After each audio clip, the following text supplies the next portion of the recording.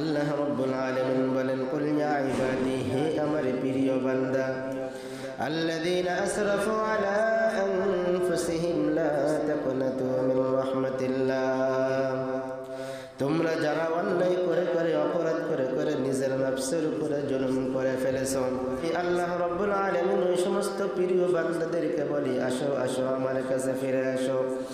তোমরা যারা অন্যায় করে ফেলেছো, আমার রহমত থেকে তোমরা দূরে সরে যাও না। কত অন্যায় করেছো আমি আল্লাহ রাব্বুল আলামিন জানি। এরপরেও আমি আল্লাহ তাআলা তোমাদেরকে আহ্বান করে আমার কাছে ফিরে আসো। লা তাকনাতু মিন রাহমাতিল্লাহ, আমার রহমত থেকে তোমরা নিরাশ হয়ে যাও না। অনেকে আমরা ভাবি এত অন্যায় করেছি, অনেক সময় আমরা দেখি বড় অপরাধ করার কারণে মা বাবার সামনে দাঁড়াইতে ভয় পাই। অনেক কর্মচারী বড় বড় অপরাধ করার কারণে বসের সামনে দাঁড়াইতে লজ্জা পাই। এত বড় অন্যায় করেছি, কি করে আমি আমার আব্বাকে মুখ দেখাবো, আমার মাকে মুখ দেখাবো? এত বড় অন্যায় কাজ করেছি, আমি আমার বসকে কেমনে মুখ দেখাবো? নিজে লজ্জায় লজ্জিত হয়ে যাই। আল্লাহ তাআলা বলেন, না রে বাবা, না রে প্রিয় বান্দা, তোমরা অন্যায়ের কারণে লজ্জিত হও না। আমি যে আল্লাহ রাব্বুল আলামিন কত বড় মায়াশীল, কত বড় ক্ষমাশীল জানো না? তোমরা আমি আল্লাহ তাআলার দরবারে ফিরে আসো। লা তাকনাতু মিন রাহমাতিল্লাহ, আমার রহমত থেকে তুমি নিরাশ হয়ে যাও না। কেননা তুমি যত অন্যায় করো না কেন, অপরাধ করো না কেন, তুমি যদি পাহাড় পরিমাণ অন্যায় করে ফেলো, এরপরেও আমি আল্লাহ তাআলার কাছে ফিরে আসো। যদি তুমি সাগরের ফেনা পরিমাণ অন্যায় করে ফেলো, এরপরেও ফিরে আসো। যদি তুমি সাগরের পানি বরাবর অন্যায় করে ফেলো, এরপরেও আমি আল্লাহ তাআলার কাছে ফিরে আসো। এমনকি আসমান এবং জমিনের মধ্যবর্তী যত ফাঁকা জায়গা আছে, সব যদি তুমি গুনাহের দ্বারা ভরপুর করে ফেলো, এরপরেও আমি আল্লাহ তাআলার কাছে তুমি ফিরে আসো। ইন্নাল্লাহা ইয়াগফিরুদ যুনুবা জামিআ, আমি আল্লাহ তাআলার কাছে তওবা করবা, আমি সাথে সাথে তোমাদের জিন্দেগীর সমস্ত গুনাহ থেকে মাফ করিয়ে দিব। বলুন সুবহানাল্লাহ। ইন্নাহু হুয়াল গফুরুর রহিম। কেননা আমি আল্লাহ রাব্বুল আলামিন সব থেকে চূড়ান্ত ক্ষমাশীল। ফিরহু ওয়া নু'মিনু বিহি ওয়া নাতাওয়াক্কালু আলাইহি ওয়া নাউযু বিল্লাহি মিন শুরুরি আনফুসিনা ওয়া মিন সাইয়্যাতি আ'মালিনা।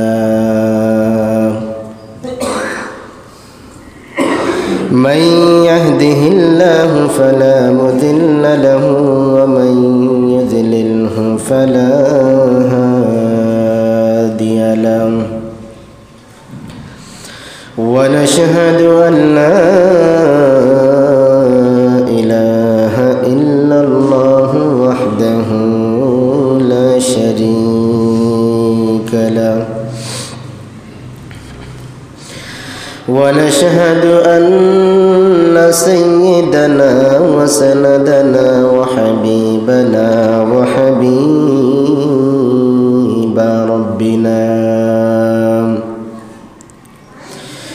وحبيب ربنا وطبيبنا وطبيب قلوبنا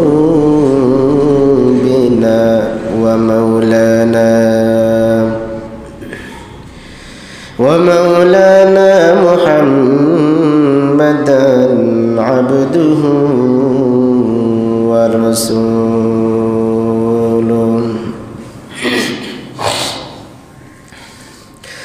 صلى الله عليه وعلى آله وأصحابه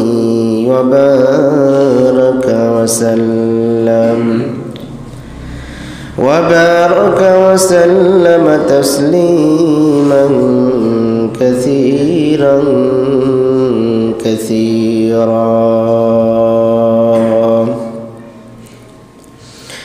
الذي أرسله الله تعالى بالحق بشيرا ونذيرا وداعيا إلى الله بإذنه وسراجا منيرا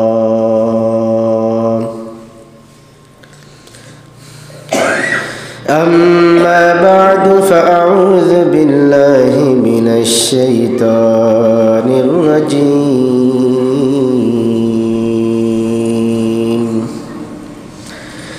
بسم الله الرحمن الرحيم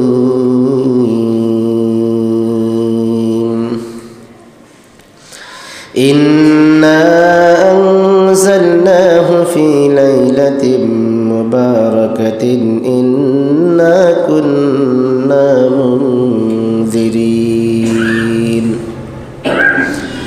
وقال النبي صلى الله عليه وآله وسلم لا طاعة لمخلوق في معصية الخالق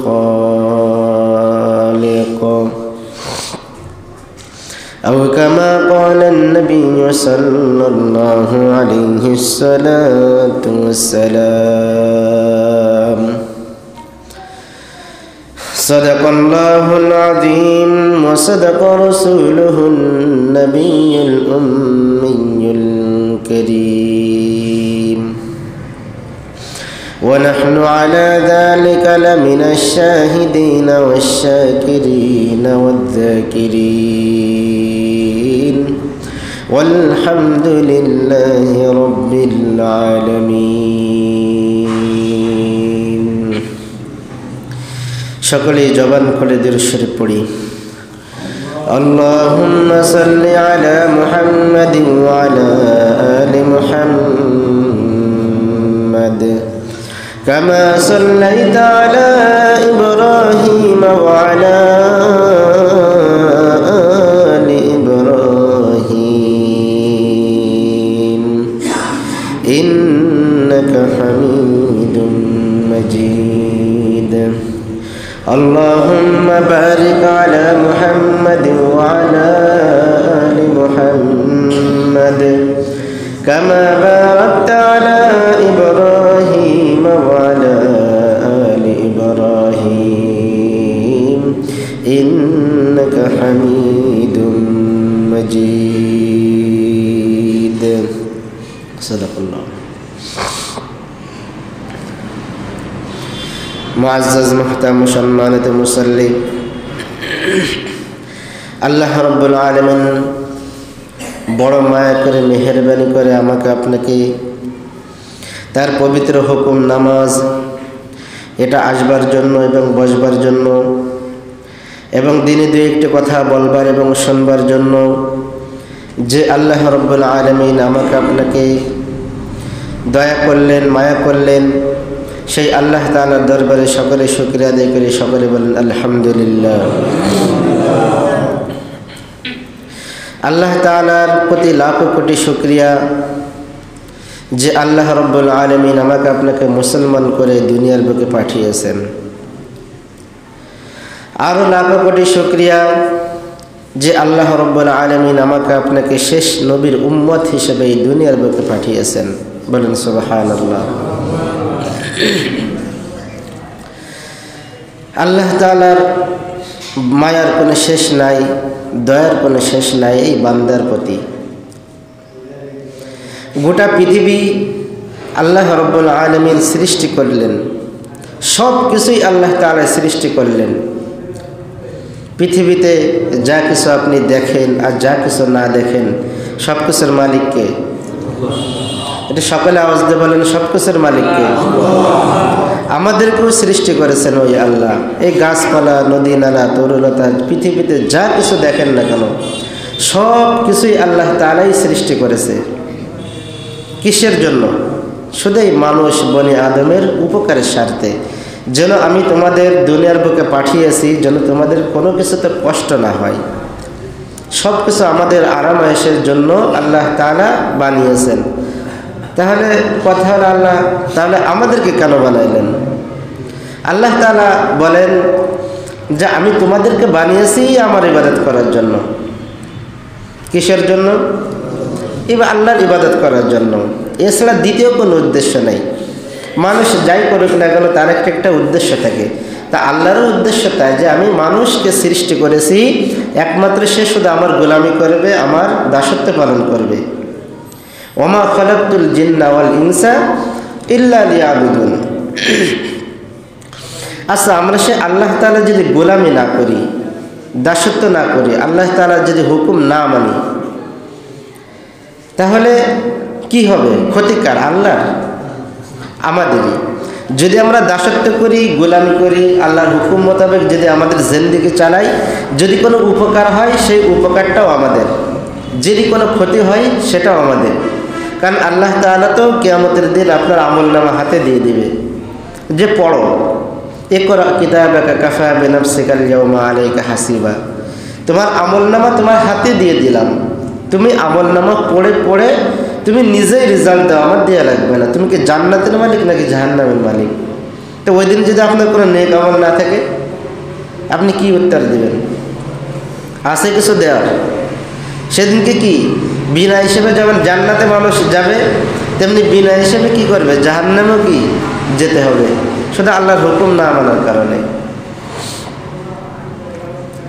তাহলে আল্লাহ রাব্বুল আলামিন আমাদের জন্য মাঝে মাঝে, সিম্পল একটা কথা বললে আপনারা বুঝবেন। মনে করেন একটা গাড়ি যদি বেনাপোল থেকে ঢাকা পর্যন্ত অথবা চিটাগাং পর্যন্ত যায়, তাহলে মোড়ে মোড়ে কি স্টেশন আছে না? একটা ট্রেন যাক বা যাই যাক না কেন একটা স্টপ জায়গা তো আছে। যেমন বেনাপোল থেকে ছাড়লো, ঝিকরগাছায় দাঁড়াবে, সেখান থেকে যশোরে, নিউ মার্কেট অথবা মনিহারের সামনে, এইভাবে কি স্টপ স্টপ কি আপনার দাঁড়াইতে দাঁড়াইতে যাবে। ওখান থেকে কী করে? প্যাসেঞ্জার নেই। তা তেমনি আল্লাহ তাআলা আমাদের জন্য কত সুন্দর সুযোগ রেখেছে যে মানুষ, তুমি দুনিয়ার বুকে চলবা, তোমার চলার পথে হাজার রকম গুনাহ হতে পারে। কে গুনাহ ছাড়া কেউ আসি? আমরা যদি কেউ থেকে হাত তোলেন যে হুজুর আমি গুনাহ ছাড়া আসি, আমারও তো গুনাহ হাজার, জাহান্নামের আসামি আমি নিজেও, গুনার কোনো শেষ নাই। তা আল্লাহ তাআলা কেমন একটা স্টপ বা স্টপে রেখে দিয়েছে, বান্দা তুমি সকাল থেকে দুপুর পর্যন্ত গুনাহ করেছো, দুপুরে জোহরের নামাজটা পড়ো, আমার কাছে তওবা করো, আমি মাফ করে দেবো। জোহরের নামাজের পরে গুনাহ করেছো, আসরের নামাজ পড়ো, আমার কাছে তওবা করো, আমি মাফ করে দেবো। এইভাবে স্টপ বাই কি করেছে আল্লাহ তাআলা? মাফ করার জন্য এক একটা বাহানা খুঁজতেছে। আল্লাহ তাআলা বলতেছে তুমি 5 ওয়াক্ত আমার কাছে চাইতে পারোনি, তুমি তাহাজ্জুদে ওঠো, আমার কাছে তওবা করো, আমি মাফ করে দেব। তুমি তখনও পারোনি, এই যে এক একটা স্টেশন আছে, শুক্রবারের দিন আসরের পরে তুমি মাফ চাও, আমি মাফ করে দেব। শবে বরাতের সময় রাত্রে আমার কাছে তওবা করো, মাফ করে দেব। রমজান মাসে আমার কাছে তওবা করো, আমি মাফ করে দেব। এই যে এক একটা স্টপ বাই স্টপ, মানে আল্লাহ তাআলা সবসময় চাইছে কি আমার বান্দা যেন আমার কাছে ফিরে আসে এবং তওবা করে সেজন্য কি হয়ে যায়? জান্নাতবাসী হয়ে যায়। কারণ আমি যদি এই বনি আদম মানুষদেরকে যদি জান্নাতে দিতে না পারি, তাহলে জান্নাত কাদের জন্য? তাহলে আমার এই জান্নাতটা বানানোর কি উপকার, কি স্বার্থ আসলো? এগুলো কি বাহানা খোঁজে আল্লাহ, কিন্তু আমরা সেগুলো কি করি না, নিজের আমলে নিই না, আমরা বুঝতে পারি না। আচ্ছা, আপনারা ছোট্ট একটা করে একটা কথা বলেন, আপনাদের নিজেদের সন্তান ছেলে মেয়ে আছে না? আছে। আচ্ছা, আপনার সন্তান যদি আপনার সাথে কথা না বলে, আপনার কথা যদি না শোনে, আপনি কি করেন? একটু কথা বলেন দু একজন। হয়তো তাকে মারেন, না হলে বকেন। যদি বেশি বেলায় নাই, অনেক সময় কি করে? ছেলেকে বাড়ি থেকে বের করে দেয় কিনা? মনে করেন আমার খিদে লাগছে, আমার খুব খিদে লাগছে, আমি যে আব্বাকে আম্মাকে কি বলবো? আম্মু আমাকে খিদে লাগছে, আমাকে কয়টা কি খাবার দাও। আব্বু আমার এই প্রয়োজন, আমাকে 10টা টাকা দাও। এটা তো চাওয়ার নিয়ম। আর আমি চাইলাম মা আমার খিদে লাগছে, আমার 10 গিরি। এই যে একটা কথা বলার ধরন, আমি যদি এরকম বলি মাকে আমার খাতে দেবে, বলে বেয়াদব, তুই মা বাবার কাছে কেমনে খানা চাইতে হয় সেটাও তুই বুঝিস নে, তোর মতো বেয়াদব কি আমি খানাই দেবো না, বরং আরও কী করবে? বাড়ি থেকে বের হ। কি বের করে দেবে কিনা? কারণ চাওয়ার জন্য যে একটা পদ্ধতি থাকে সেটা কি আমি অবলম্বন করিনি। আব্বার কাছে যদি আমি ওইভাবে কড়া ভাষায় বলি, তাহলে কি করবে?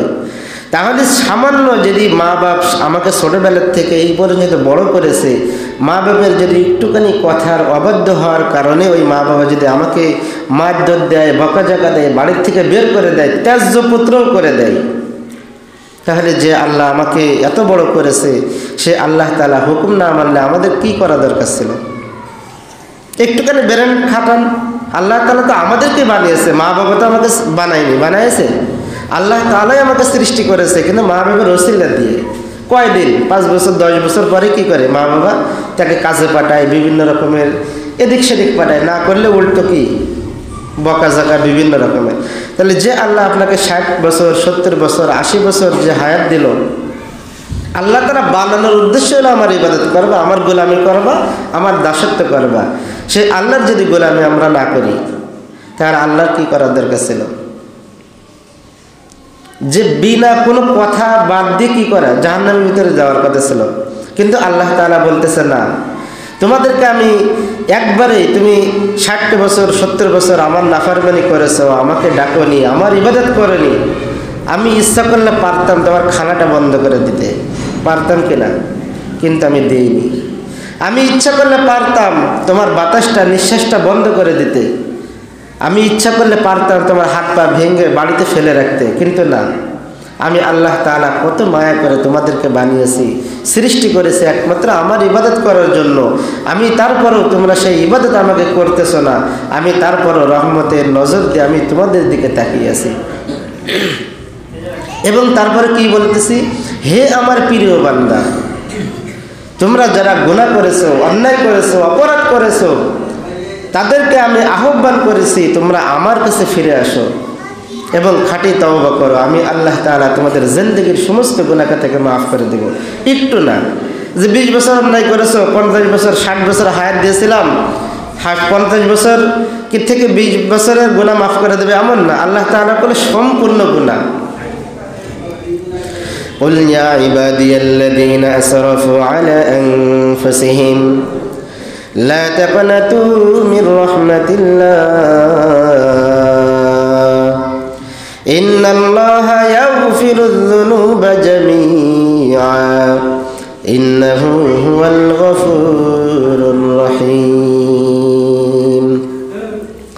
الله رب العالمين বলেন قل يا عبادي হে আমার প্রিয় বান্দা الذين أسرفوا على أنفسهم لا تقنطوا من رحمة الله তোমরা যারা অন্যায় করে করে অপরাধ করে করে নিজের নফসের উপরে জুলুম করে ফেলেছো, আমি আল্লাহ রাব্বুল আলামিন ওই সমস্ত প্রিয় বান্দাদেরকে বলি আসো আসো আমার কাছে ফিরে আসো। তোমরা যারা অন্যায় করে ফেলেছো আমার রহমত থেকে তোমরা দূরে সরে যাও না। কত অন্যায় করেছো আমি আল্লাহ রাব্বুল আলামিন জানি, এরপরেও আমি আল্লাহ তাআলা তোমাদেরকে আহ্বান করে আমার কাছে ফিরে আসো। লা তাকনাতু মির রাহমাতিল্লাহ, আমার রহমত থেকে তোমরা নিরাশ হয়ে যাও না। অনেকে আমরা ভাবি এত অন্যায় করেছি, অনেক সময় আমরা দেখি বড় অপরাধ করার কারণে মা বাবার সামনে দাঁড়াইতে ভয় পাই। অনেক কর্মচারী বড় বড় অপরাধ করার কারণে বসের সামনে দাঁড়াইতে লজ্জা পাই। এত বড় অন্যায় করেছি, কি করে আমি আমার আব্বাকে মুখ দেখাবো, আমার মাকে মুখ দেখাবো? এত বড় অন্যায় কাজ করেছি, আমি আমার বসকে কেমনে মুখ দেখাবো? নিজে লজ্জায় লজ্জিত হয়ে যাই। আল্লাহ তাআলা বলেন না রে বাবা, না রে প্রিয় বান্দা, তোমরা অন্যায়ের কারণে লজ্জিত হও না। আমি যে আল্লাহ রাব্বুল আলামিন কত বড় মায়াশীল, কত বড় ক্ষমাশীল জানো না? তোমরা আমি আল্লাহ তাআলার দরবারে ফিরে আসো। লা তাকনাতু মির রাহমাতিল্লাহ, আমার রহমত থেকে তুমি নিরাশ হয়ে যাও না। কেননা তুমি যত অন্যায় করো না কেন, অপরাধ করো না কেন, তুমি যদি পাহাড় পরিমাণ অন্যায় করে ফেলো, এরপরেও আমি আল্লাহ তাআলার কাছে ফিরে আসো। যদি তুমি সাগরের ফেনা পরিমাণ অন্যায় করে ফেলো, এরপরেও ফিরে আসো। যদি তুমি সাগরের পানি বরাবর অন্যায় করে ফেলো, এরপরেও আমি আল্লাহ তাআলার কাছে ফিরে আসো। এমনকি আসমান এবং জমিনের মধ্যবর্তী যত ফাঁকা জায়গা আছে সব যদি তুমি গুনাহের দ্বারা ভরপুর করে ফেলো, এরপরেও আমি আল্লাহ তাআলার কাছে তুমি ফিরে আসো। ইন্নাল্লাহা ইয়াগফিরুদ যুনুবা জামিআ, আমি আল্লাহ তাআলার কাছে তওবা করবা, আমি সাথে সাথে তোমাদের জিন্দেগীর সমস্ত গুনাহ থেকে মাফ করিয়ে দিব। বলুন সুবহানাল্লাহ। ইন্নাহু হুয়াল গফুরুর রহিম, কেননা আমি আল্লাহ রব্বুল আলামিন সব থেকে চূড়ান্ত ক্ষমাশীল। তাহলে এর থেকে আর কি চান, এর থেকে আর কি আশা করেন? আল্লাহ তাআলা বলে, যত বড় তুমি অপরাধ করো না কেন আমার কাছে ফিরে আসো, আমি আল্লাহ তাআলা তোমাদের জিন্দেগীর সমস্ত গুনাহ থেকে মাফ করে দিব। আল্লাহ তাআলা যে গুনাহটাকে মাফ করবেন, এর সুন্দর একটা দিন আজকের দিন। মনে আছে তো সবার? আজকে কি? লাইলাতুন নিসফি মিন শাবান, অর্থাৎ শবে বরাত। আজকে সেই দিন। আল্লাহ তাআলা বলেন, ইন্না আনজালনাহু ফি লাইলাতিন মুবারাকা, আমি এই কোরআনকে নাজিল করেছি মুবারক দিনে। কিছু কিছু তাফসীরগণ বলেন এই মুবারক দিনটাই হলো শবে বরাত। আবার অধিকাংশ উলামায়ে কেরামের মত হলো শবে, এই কোরআন যে নাজিল হওয়ার দিনটাই হলো শবে কদর, অর্থাৎ রমজানের শেষ দশকে। এটাই হলো অভিমত।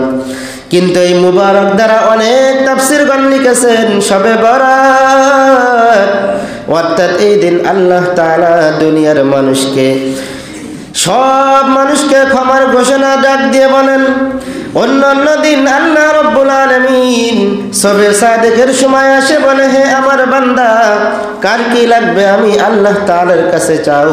যদি কোনো কারোর রিজিকের দরকার আমার কাছে চাও, যার গুনাহ হয়ে গেছে বেশি আমার কাছে চাও, যার সংসারে সব সময় ঝামেলা থাকে, বিপদ আপদ থাকে, আমি আল্লাহ তাআলার কাছে চাও।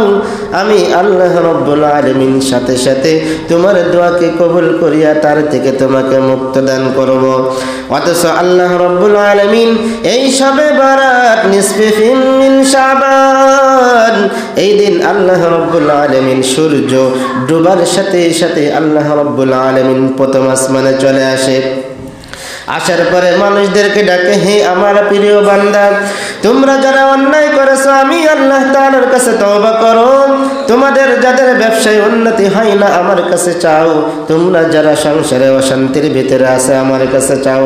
তোমরা ভিতরে যারা অসুস্থ আছে আমি আল্লাহ তাআলার কাছে চাও। এমন ভাবে আল্লাহ তাআলা প্রথম আসমানে আমাদেরকে ডাকতে থাকে। আল্লাহ রাব্বুল আলামিন বলেন, আমি এইভাবে প্রত্যেকটা বান্দাকে এমন ভাবে নাম ধরে ধরে ডাকতে থাকি, যদি কোনো বান্দা আমি আল্লাহ তাআলার কাছে যে জিনিসটার জন্য দোয়া করবে, আমি আল্লাহ রাব্বুল আলামিন ওই বরকতময় রাত্রে আমি সাথে সাথে তাহা কবুল করে নেব। हर गरीदे नेके तू तैयार है, जो न मांगे उससे तू बेजार है। আমরা দুনিয়ার বুকে তাকিয়ে দেখি, একটা মানুষের কাছে একবার দুইবার তিনবার একটা জিনিস চাইলে সে আমার পরে অসন্তুষ্ট হয়ে যায়। একদিন তার কাছে চাইবো আমার এই জিনিসটা দরকার, সে আমাকে দিবে।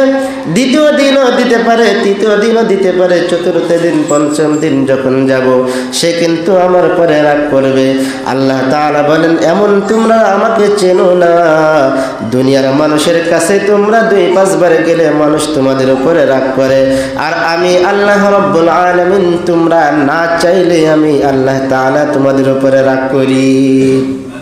हर गरीदे नेके तू तैयार है, जो न मांगे उससे तू बेजार है। বান্দা তুমি আমার কাছে চাও, চাওয়া মাত্র সে জিনিসটা আমি আল্লাহ তাআলা তোমাকে দিয়ে দিব। কেননা যদি কোনো বান্দা আমি আল্লাহ তাআলা সব সময় তোমাদেরকে দেওয়ার জন্য তৈয়ার, আর যে ব্যক্তি আমার কাছে চাই না আমি আল্লাহ রাব্বুল আলামিন তার উপরে বড় নারাজ। এই জন্য তো আল্লাহ রাব্বুল আলামিন এই শবে বরাতে আমাদেরকে ডাক দিয়েছেন, যার যা লাগবে আমার কাছে চাও। নবী করিম সাল্লাল্লাহু আলাইহি ওয়াসাল্লাম বলেন, আল্লাহ রাব্বুল আলামিন এই শবে বরাতের দিন যারা যা চাইবেন আল্লাহ রাব্বুল আলামিন গোটা জগতের সবার জন্য ক্ষমার ঘোষণা দিয়েছেন। কিন্তু কিছু কিছু মানুষদের জন্য আল্লাহ রাব্বুল আলামিন ক্ষমা করবেন না। এক নাম্বার হলো যারা আল্লাহ তাআলার সাথে শিরিক করে, যারা মুশরিক, এদেরকে আল্লাহ রাব্বুল আলামিন ক্ষমা করবেন না। দ্বিতীয়ত হলো ওই ব্যক্তি যে নাকি মানুষের পরে হিংসা করে। কি করে? হিংসা করে। ওর 5 তলা বিল্ডিং কেন, আমার কেন একতলা বিল্ডিং? ওর কেন ব্যবসায় উন্নতি হয়, আমার কেন হয় না? ওর পিছনে লাগতে হবে হিংসা। ওর জমিতে অনেক সুন্দর ফসল হয়, আমার জমিতে কেন হয় না? ওর ফসলটা কিভাবে নষ্ট করে দেওয়া যায়? ওর এমন সুন্দর সুন্দর কেন, তার 5টা গাড়ি আছে, 10টা গাড়ি আছে, 5টা বাড়ি আছে, আমার কেন নাই? এই যে মানুষের প্রতি একজনের প্রতি হিংসা, এই হিংসা যারা করবে নবী করিম সাল্লাল্লাহু আলাইহি ওয়াসাল্লাম বলেন এই মুবারক রাতে তার জন্য কোনো ক্ষমা নাই। বলেন নাউজুবিল্লাহ। নবী করিম সাল্লাল্লাহু আলাইহি ওয়াসাল্লাম হাদিসে পাকে বলেন, ইন্নাল হাসাদা ফাইন্নাল হাসাদা ইয়াকুলুল হাসানাত কামা তাকুলুন নারুল হাতাবা। হিংসা থেকে তোমরা বিরত থাকো, কেননা হিংসা মানুষের সব নেক আমলকে ধ্বংস করে দেয়। যেমন নাকি কাঠের শুকনা কাঠের স্তূপ যদি তুমি আকাশ সমান পরিমাণও যদি রেখে দাও আর ছোট্ট একটা মেঝের কাঠি দিয়ে যদি ধরাইয়া দাও, সাথে সাথে ওই কাঠের স্তূপগুলো সব যেমন পড়ে যায়, তেমনি তুমি হাজারো যদি নেক আমল নিয়ে তুমি থাকো না কেন, তোমার হিংসার কারণে ওই হিংসার আগুনের দ্বারা সব তোমার নেক আমল ধ্বংস হয়ে যাবে। বলেন নাউজুবিল্লাহ। অন্য হাদিসে আছেন যারা পিতা মাতার অবাধ্য এদেরকেও আল্লাহ তাআলা ক্ষমা করবেন না। যারা মদ্যপান করে অভ্যস্ত, নেশায় অভ্যস্ত, এদেরকেও ক্ষমা করবেন না। যারা ঠাকুরের নিচে সব সময় কাপড় পরিধান করে এদেরকেও ক্ষমা করবেন না। যারা ব্যভিচারী করে এদেরকে ক্ষমা করবেন না। এমনভাবে বিভিন্ন হাদিসে বর্ণিত আছে। কিন্তু মোট কথা হলো আল্লাহ তাআলা বলেন গোটা জগতের ভিতরে আমি সবার জন্য ক্ষমা করে দিব যদি তারা আমার কাছে তওবা করে এবং আমার কাছে ক্ষমা চায়। আল্লাহ রাব্বুল আলামিন বলেন আমি সাথে সাথে তার জিন্দেগীর সমস্ত গুনাহ থেকে মাফ করিয়ে দিব। আল্লাহ রাব্বুল আলামিন বলেন আমি দেওয়ার জন্য সব সময় তোমাদের সামনে রেডি, শুধু আমার কাছে চাওয়া দরকার। যদি কারোর গুনাহের দরকার, চাওয়ার গুনাহ মাফের দরকার হয় আমার কাছে চাইবে। আর যদি কোনো ব্যক্তি মনে করে না আমার জিন্দেগিতে কোনো গুনাহ নাই, আমার জিন্দেগিতে শুধু সওয়াব আর সওয়াব, তার আমার আর দরকার নাই, এমন লোক আছে নাকি? আমরা যারা দুনিয়ার বুকে আছি সবাই আল্লাহ তাআলার কাছে আমরা ধরা। আল্লাহ তাআলা বলেন ইয়া আইয়ুহান নাসু আনতুমুল ফুকারাউ ইলাল্লাহ ওয়াল্লাহু হুয়াল গনিয়্যুল হামিদ। আল্লাহ রাব্বুল আলামিন বলেন তোমরা যারা দুনিয়ার বুকে আছো সবাই ফকির, আর একমাত্র ধনী হলাম আমি আল্লাহ রাব্বুল আলামিন। বলেন সুবহানাল্লাহ। তাহলে আমরা যদি ফকির হই, আল্লাহ তাআলা কোরআনে আমাদেরকেই বলতেছে তোমরা সব ফকির, আমি তোমাদের যা কিছু দরকার হবে আমি আমার আল্লাহ তাআলার কাছে চাও। চাইতে পারবো তো? চাইতে পারবো তো? এই রাত্রে বেশি বেশি করে ইবাদত করা, ইবাদতের জন্য এই রাতটাকে বেছে নাও। এই ইবাদতের জন্য তোমরা সন্ধ্যা থেকে ফজর পর্যন্ত সারা রাত আল্লাহ তাআলার কাছে ইবাদত করো। কিন্তু ইবাদতের জন্য নির্দিষ্ট কোনো রাকাত নাই, কোনো কিচ্ছু নাই। 2 রাকাত করে আপনি 10 রাকাতও পড়তে পারেন, 20 রাকাতও পড়তে পারেন, 100 রাকাতও পড়তে পারেন। যত আপনার মনে চায় তত আপনি আল্লাহ তাআলার জন্য ইবাদত করতে পারবেন। কোরআন তেলাওয়াত করলেন, জিকির আজকার করবেন। এইভাবে আল্লাহ তাআলা বলেন এই মুবারক মাস তোমাদের জন্য দিয়েছি এবং এই মুবারক দিনে তোমরা মুবারক রাতে সারা রাত আমার জন্য আল্লাহ তাআলার কাছে দোয়া চাও এবং যা যা প্রয়োজন সব কিছু আল্লাহ তাআলার কাছে চাইবো। চাইতে পারবো তো ইনশাআল্লাহ? এই জন্য আল্লাহ তাআলা আমাদেরকে শুধু মাফ করার জন্য আল্লাহ তাআলা শুধু পায়তারা খুঁজতেছে যে কীভাবে তোমাদেরকে একটু মাফ করা যায়। এজন্য আজকে শবে বরাত, এই শবে বরাতে আমরা আজকে আল্লাহ তাআলার ইবাদত করার চেষ্টা করব। কিন্তু অনেকেই বলে যে 10 রাকাত কি 12 রাকাত পড়া লাগবে, এতটুকু পড়া লাগবে, এরকম নির্দিষ্ট কোনো কিচ্ছু নাই। আপনি সারা রাতও ইবাদত করতে পারেন, 2 রাকাত 2 রাকাত 4 রাকাত এইভাবে আপনি সারা রাত ইবাদত করতে পারেন।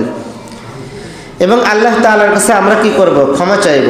আবার এরকম না যে সারা রাত ইবাদত করলাম, ফজরের নামাজ পড়তে পারলাম না, এটা আপনার নফল।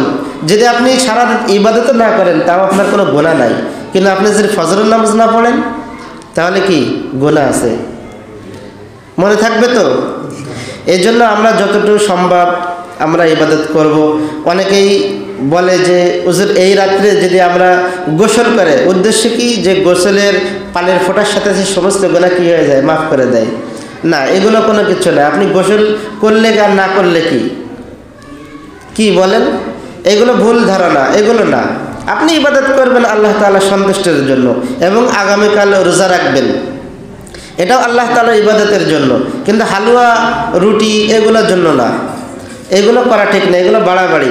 একটা বাড়ির মানুষ, আপনাদের স্ত্রী, মা বা বৌমা যেটাই হোক না কেন, এই দিনটাতে ইবাদতের জন্য, সে যদি আপনি তার পিছনে হালুয়া রুটি এগুলো যদি তাকে দিয়ে দেন, সে দুপুর থেকে করতে করতে এমনকি সে ইফতারটাও করতে পারে না। কি এরকম হয় না?